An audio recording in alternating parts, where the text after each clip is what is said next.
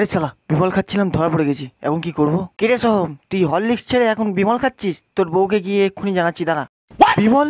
আরে তাও আবার আমি? একদম মিথ্যা কথা বলবি না, আমি নিজের চোখকে দেখেছি তোকে তুই বিমল খাচ্ছিলিস। এক্ষুনি গিয়ে বৌদিকে বলছি।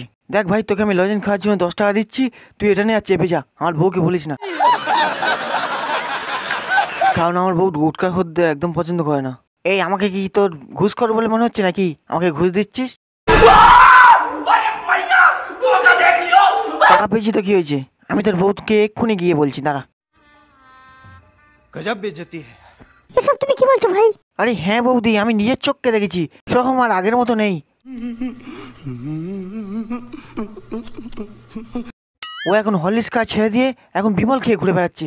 আজকে তো বিমল খাচ্ছে, কালকে দেখবে মদ গাঁজা সব কিছু খাবে। रहा नहीं जाता, तड़प ही ऐसी है ना। তুই তো জানিস আমি বিমল খাই না, তুই তাহলে কিসের জন্য আমার ঘরে বিমল নিয়ে এস? ভালো করে চোখটা খুলে দেখ, আমি বিমল করে এনেছি কিসের জন্য। তোর বউকে দেখানোর জন্য, একবার চেয়ে দেখ, তোর বউ সামনে দাঁড়িয়ে আছে। আরে তুই এসব কি বলছিস? আমি বিমল খাই? আমি কোনো জন্মে এসব বিমল ছুঁয়ে দেখেছি আমি? তুই রাস্তার ধারে একটা মেয়ের সাথে তুই বিমল খাচ্ছিলিস, আমি নিজের চোখে দেখেছি।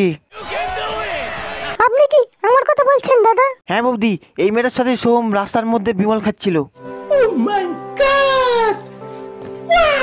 ঘরে একটা এত সুন্দর বৌদি রেখে দিয়ে তুই একটা বাইরে গিয়ে এরকম মেয়ের সাথে বিমল খেতে পারলি?